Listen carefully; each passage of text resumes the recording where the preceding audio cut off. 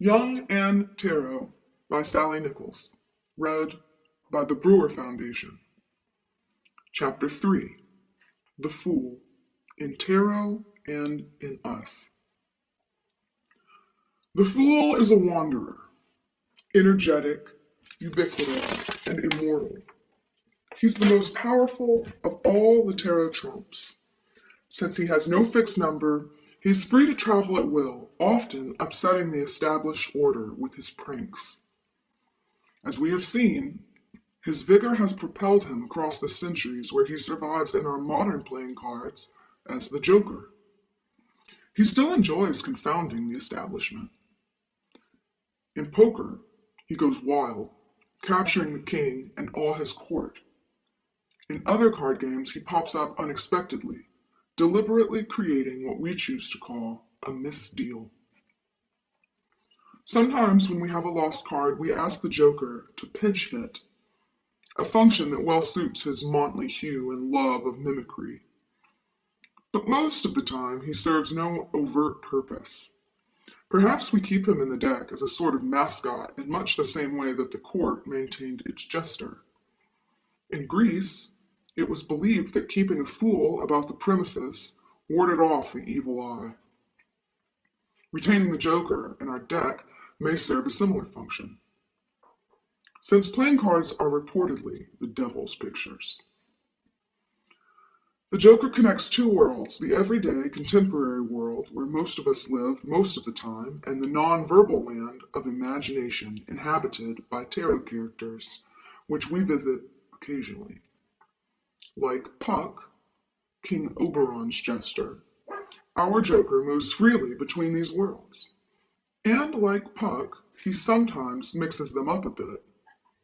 Despite his tricky ways, it seems important to keep the Joker in our modern deck so that he can connect the modern games people play with the archetypal world of our ancestors. No doubt he observes and reports on our doings to someone up there. To act as the king's spy was, in fact, an important function of the court gesture. Being a privileged character, the fool could easily mingle with any group nosing out of gossip and assessing the political temper. There's an old Italian saying, still current, to be like the fool in tarot, which means to be welcome everywhere. The Shakespearean fool could act as the king's alter ego in other important ways too, notably in King Lear, where he seems to symbolize a kingly wisdom not attained by Lear himself until the end of the play. According to James Kirsch, Lear's fool personifies the central core of the psyche, the guiding force which Jung has called the self. In the tarot series, as we shall see, the fool sometimes plays a similar role. And like his Shakespearean counterpart, this jester is restless, all over the stage, popping up here, there, and then disappearing before we can catch him. He likes to be where the action is, and if there isn't any action, he creates some. Portraits of court jesters frequently picture them with dogs. Like the king's dog, the fool was thought of as belonging to the king, and both accompanied their master everywhere. One can imagine that the relationship between these two court animals must have been an intimate one, more so even than that of master and beast, for they were, in a sense, siblings. In many tarot decks, the fool is shown with a small dog which is nipping at him as if to communicate something.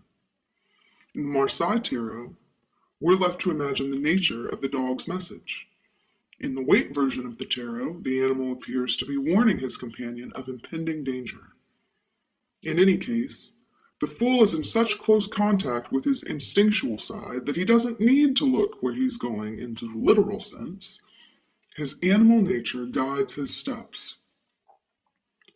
In some tarot cards, the fool is pictured as blindfolded, further emphasizing his ability to act by insight rather than eyesight, using intuitive wisdom instead of conventional logic. Like the foolhardy third brother in fairy tales who rushes in where angels fear to tread, and by doing so wins the hand of the princess and her kingdom, the fool's spontaneous approach to life combines wisdom, madness, and folly. When he mixes these ingredients in the right proportions, the results are miraculous. But when the mixture curdles, everything can end up in a sticky mess. At these times, the fool can look pretty foolish, which, being a fool, he has the good sense not to mind. He's often pictured like Bottom, wearing ass's ears because he knows that to admit ignorance is the highest knowledge, the necessary condition of all learning. Our inner fool urges us on to life, where the thinking mind might be overcautious. What seems like a precipice from afar may prove to only be a small gully when approached with the fool's gusto. His energy sweeps everything before him, carrying others along like leaves in a fresh wind. Without the fool's energy, all of us would be mere pasteboard.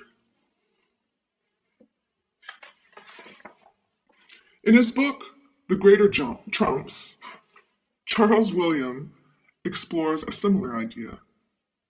Here the fool is the central character of the tarot trumps.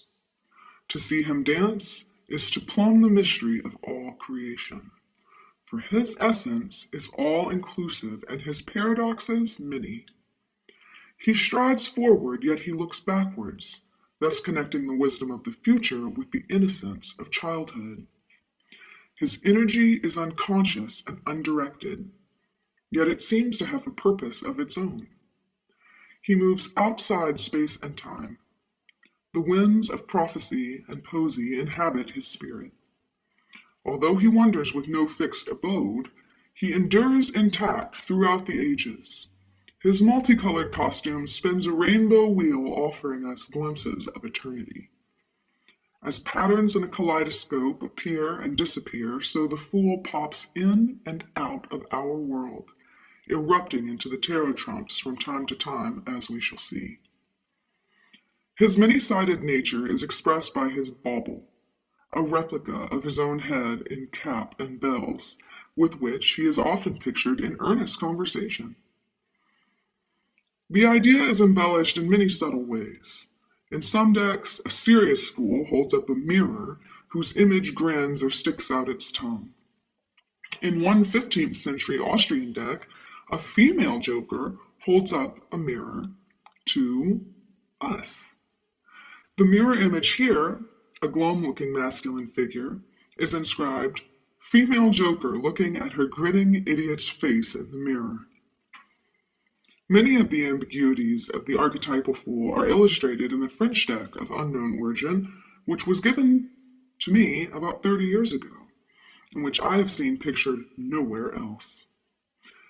In this card, the fool is depicted as an old beggar man, white-bearded and blindfolded, and in his right hand he holds a bauble, his alter ego, in such a way that it precedes and guides his faltering steps. Perhaps it shakes its bells to warn the fool of the crocodile lying in wait below. The little dog barking at his master's heels also sounds an alert of impending danger. As further indication that this old mendicant is in tune with his instinctual side, he carries a violin under his left arm. Its music will accompany him when he sings for his supper at the next village, and it will help to keep his soul in harmony and peace along the lonely road. In marked contrast to Waite's young fool, whom we saw about to set forth on his adventures, the old wanderer is approaching the end of his long journey home. He's not blind, but he wears a blindfold, indicating a volunteering willingness to forego the stimuli of outer scenes and events so that he can contemplate life with the inward eye. He's also outgrown the need for human companionship. He now devotes himself to dialogue with his intuitive self, as personified by his bauble, and to the wordless companionship of his little dog. The age-old tradition of the archetypal sad, wise fool, kept alive in drama and art through the centuries, is dramatized today in the Chaplinesque clown and the sad jesters whose world gaze meets ours from the canvases of Picasso and Buffet. The sad fool is close kin to the archetypal old wise man, a character whom we shall see personified as the hermit of tarot number 9. The jester's place in the trump sequence is appropriately quixotic. In some decks, as number 0, he leads the pack. In others, he's assigned the number 22, and as such, brings up the rear of the trump parade. In our view, the question of whether the fool is first or last is irrelevant. He is neither, he is both. For being a creature of perpetual motion, he dances through the cards each day, connecting the end with the beginning endlessly. As might be expected, the detail of the fool's costume combined many pairs of opposites within their design. His cap, although originally conceived as a satire on the monk's cowl, nevertheless betrays a serious connection with the spirit. Its bell, echoing the most solemn moment in the Mass, calls man back to the childlike faith of fools, ringing out St. Paul's exhortation, "Let us be fools for Christ's sake." The jester's talisman, a coxcomb with bells, similarly combines a serious truth with light-hearted trappings. The cock foretells the dawn of a new awareness, a reawakening to ancient truths. This miracle, it appears, will be enacted not in the starry heavens above, but once again in the filth and hubbub of the barnyard. In place of iridescent doves and angels with golden trumpets, the fool offers us the crowing of a cock, the bright and fertile bird with connections in Gethsemane. In the light of these comments, it seems doubly appropriate that the Albigenses, the probable originators of the trumps, should have chosen to disguise themselves as fools. Feeling betrayed by the corruption of the church, they too proclaimed a new spirit, and they must have enjoyed fooling the authorities by smuggling their revolutionary ideas into a deck of playing cards. Symbol par excellence for the union of many kinds of opposites is, of course, the fool's motley. Its variegated colors and haphazard design might seem to bespeak a discordant spirit, yet within this apparent chaos, a pattern is discernible. Thus the fool presents himself as one bridge between the chaotic world of the unconscious and the ordered world of consciousness. In this way, he is related to the trickster archetype, as will be discussed later. The word fool is derived from the Latin phallus, meaning a pair of bellows, a windbag. One Austrian tarot shows the fool in monk's cowl and bells playing on a bagpipe. Today, circus clowns sometimes carry a set of bellows or beat one another over the head with empty bladders, thus maintaining a connection with the windy folly of their origins. Bellows furnish the oxygen needed for combustion in much the same way as the fool furnishes the spirit or impetus for action. He fires us up. The tarot fool occasionally wears a feather in his cap, further emphasizing his connection with the heavenly spirit. But the jester can also be a windbag, full of hot air, as the name buffoon, from the Latin buffo, meaning toad, and Italian buffare, to puff, suggest. Always within the fool, les extremes se touchant. William Williford calls our attention to the fact that the jester has traditionally been connected with the phallus, both in the sense of the lewdness and of fertility. The phallus was worn by the fool's Greek and Roman counterparts and by the Renaissance Arlecchino. A more contemporary example of this theme is illustrated by Punch, the title figure of the British humor magazine, who has a colossal phallus. The European court jester often carried a bladder shaped like a phallus. His bauble, with its 2 pendant bells, is obviously a fertility symbol, his tool. At the same time, this toy is also the fool's scepter, connecting him directly with the king as an alter ego. Sometimes the fool, depicted more outspokenly as the king's counterpart, is shown wearing a crown. A crown is symbolically a golden halo, open at the top to receive illumination from above. Thus, both the king and the fool are seen to be divinely inspired.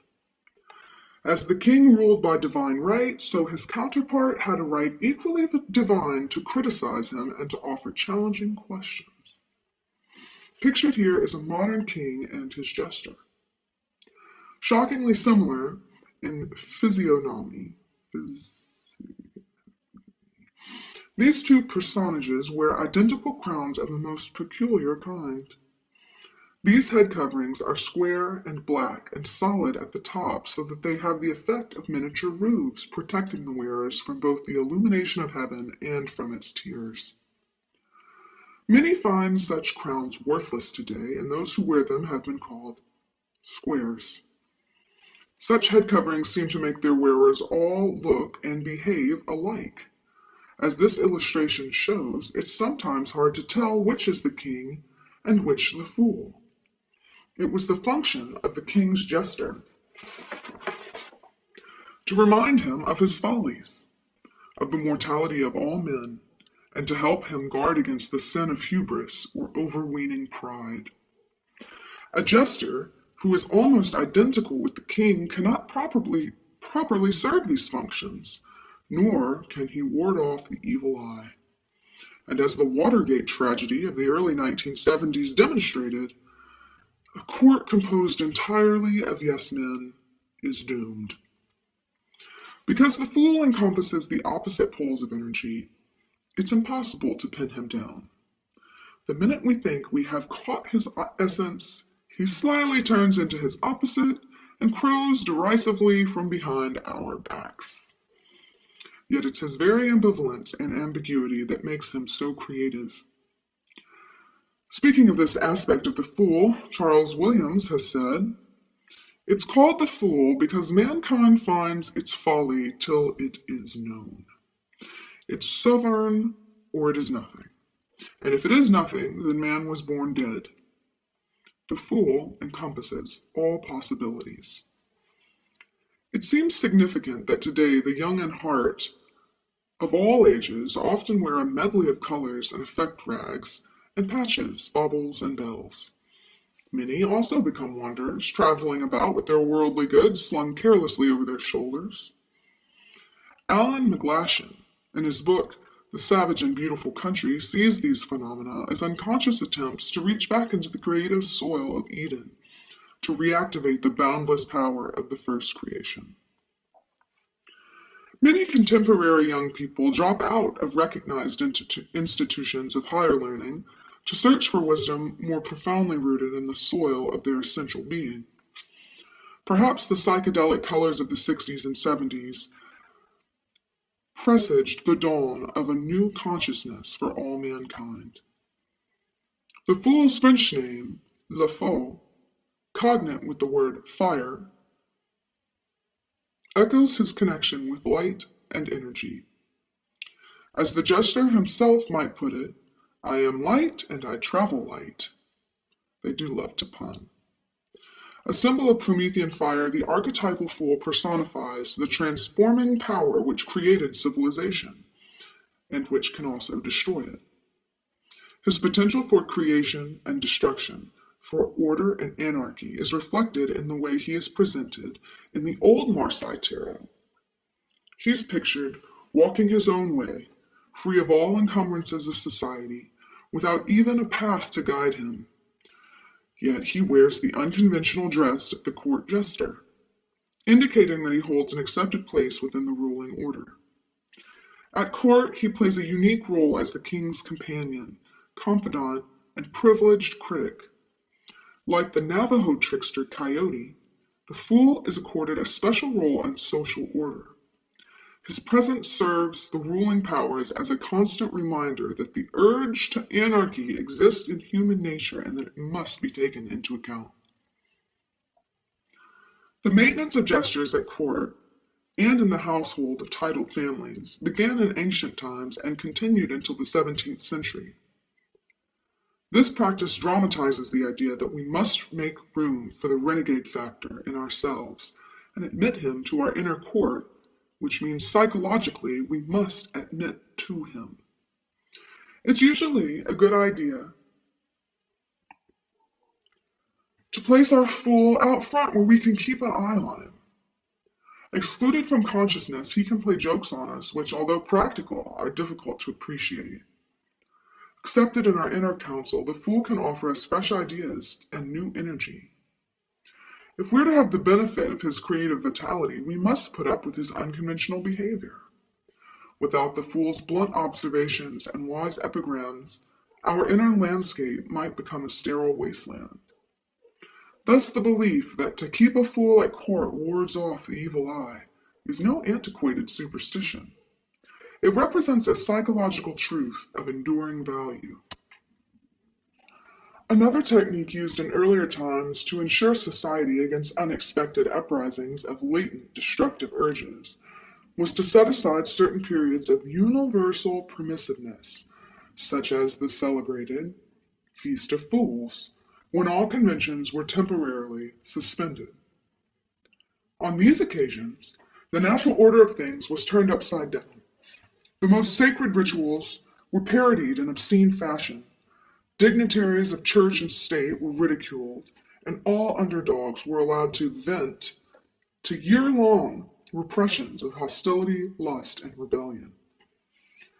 Today, the spirit of such saturnalia survives in a watered-down form in carnivals such as Mardi Gras, and to a lesser extent in Halloween, New Year's Eve, April Fool's Day, circuses, parades, rodeos, rock festivals, and other events where a holiday spirit prevails.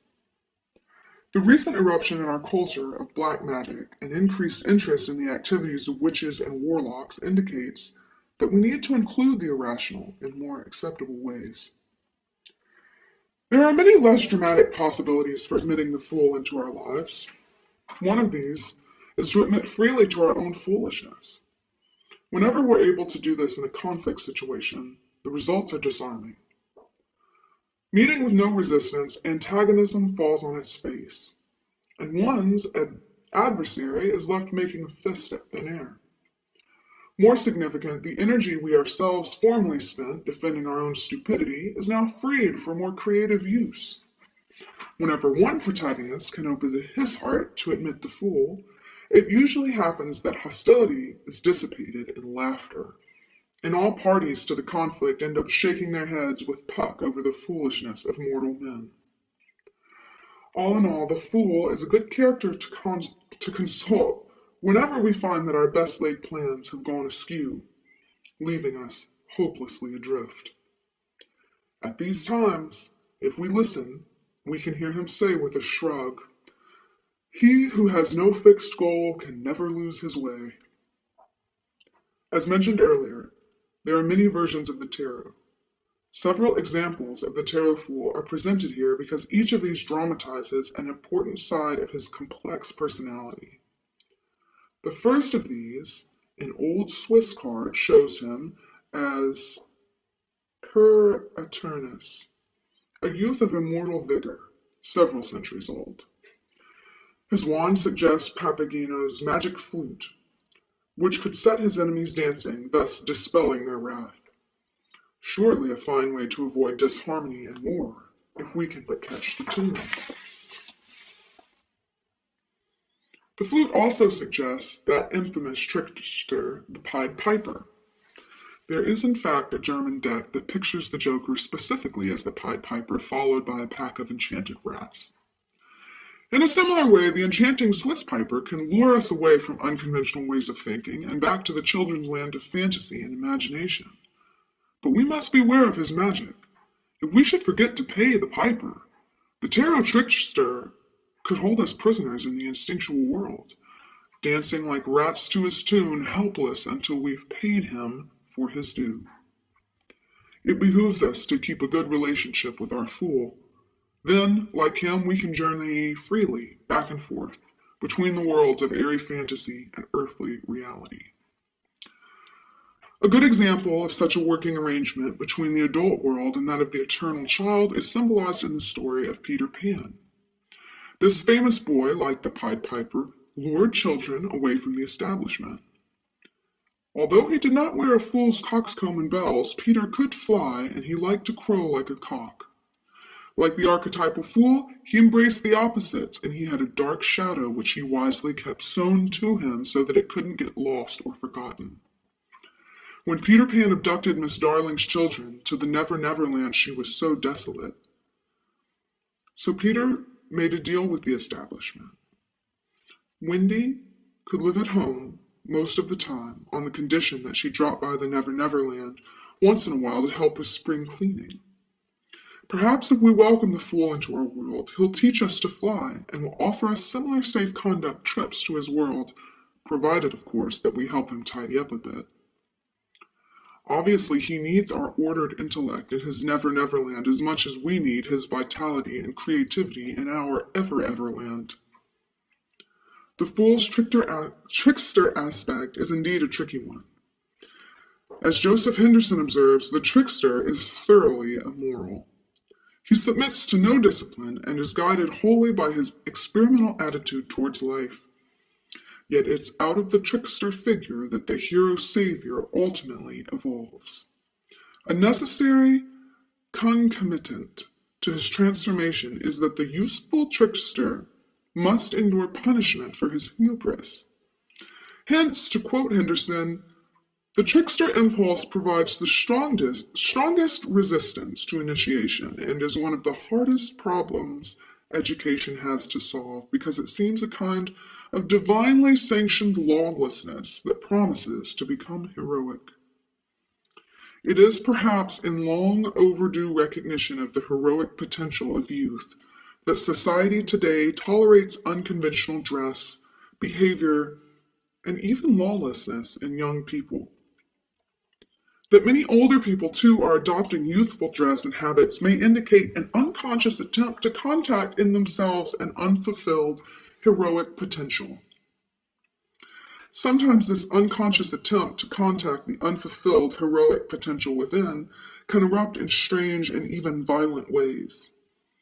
One notorious example in recent years is the attempt by a young woman called Squeaky Fromm, to assassinate President Ford. Not content to play the jester's archetypal role as an impotent balance wheel for established rules and customs, Squeaky set out to eliminate the establishment altogether. It didn't go off, she reported, but this misguided young fool did achieve immortality of sorts when a photograph of her appeared, complete with Red Fool's cap, on the cover of Newsweek magazine, September 15th, 1975.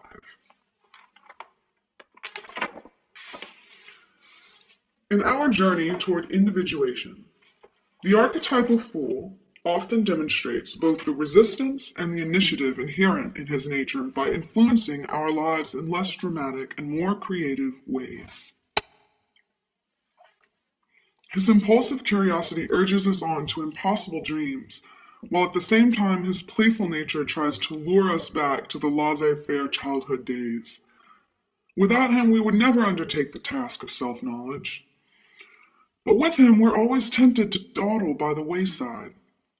Since he is part of ourselves cut off from ego consciousness, he can play tricks on our thinking mind. Embarrassing slips of the tongue, convenient lapses of memory are the least of these. Sometimes his jokes, even more practical, lure us into situations where the ego would never dare.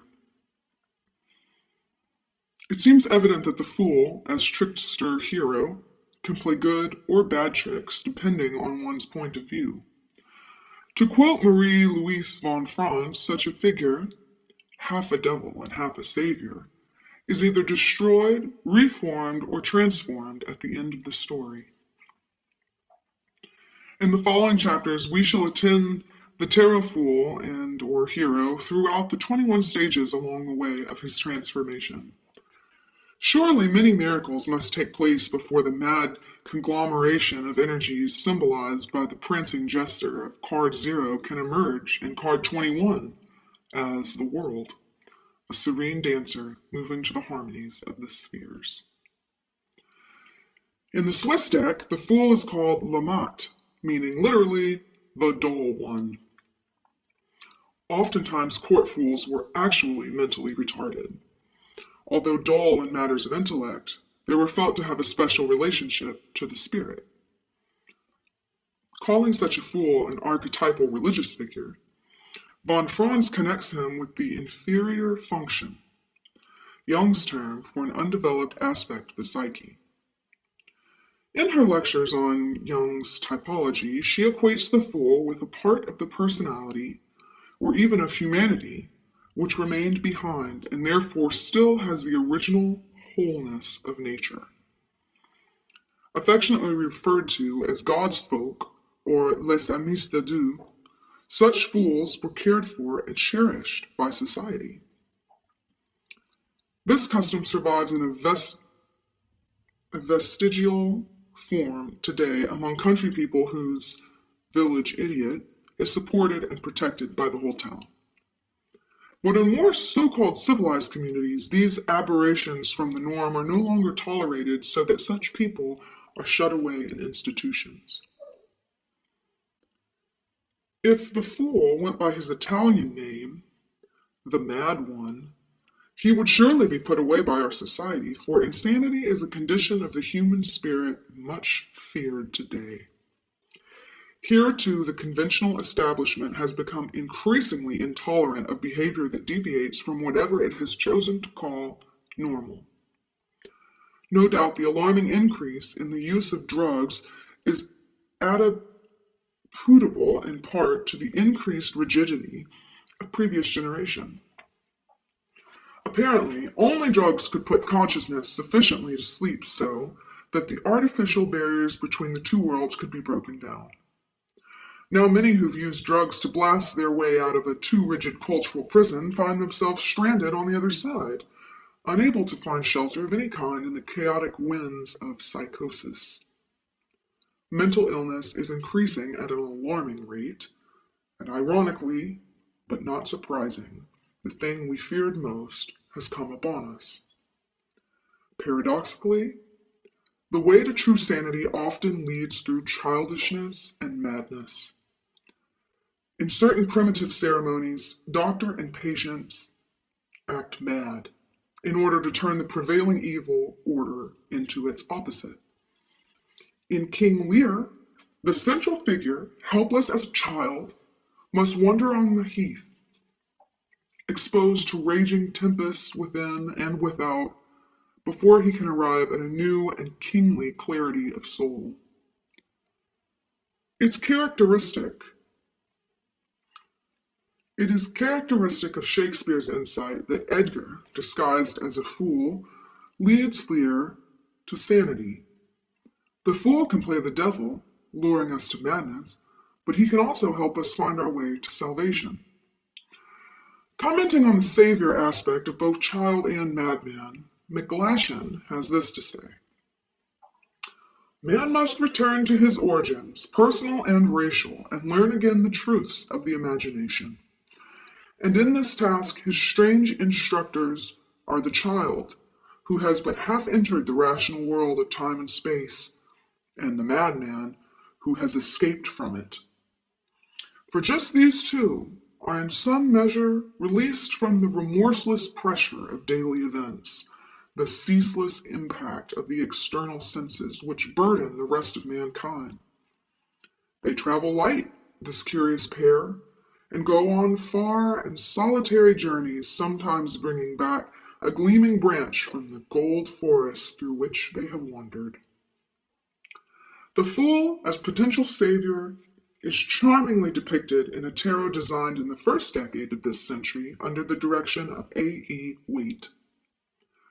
This delightful young page, with his beflowered garments and his rose, seems almost androgynous, combining masculine and feminine qualities in a happy blend. In many primitive cultures, the gods and the first humans were believed to be bisexual, thus symbolizing the primordial state of wholeness which existed before the separation of opposites, heaven and earth, male and female. The fool's custom connects him then, both with the primal power of the Creator and with the innocence of the newly created. Despite the precipice yawning before him, Waite's young fool prances along without a care. His head is wrapped in cloudy dreams of perfect world free, all of mishap, and his heart yearns for romance and adventure. He looks as naive as Parsifal. Like Parsifal, the great fool, he has no notion of what question to ask of life or even that one is required. But he has a little dog who can smell out danger and help him to avoid it. As with Parsifal, the fool's connection with his instinctual side has the potential to save not only himself, but mankind as well. In this connection, Joseph Campbell has often made the point that it was precisely Parsifal's complete reliance on his native intuition that prompted him to disregard conventional good manners and the advice of his elders, so that in the end he asked the one simple question needed to redeem the wasteland. Perhaps Waite's dreamy fool will save himself and us. Like Prince Mishkin in Dostoevsky's The Idiot, Waite's fool personifies the redemptive power of simplicity plus faith. And like all fools, he has been touched by the hand of God.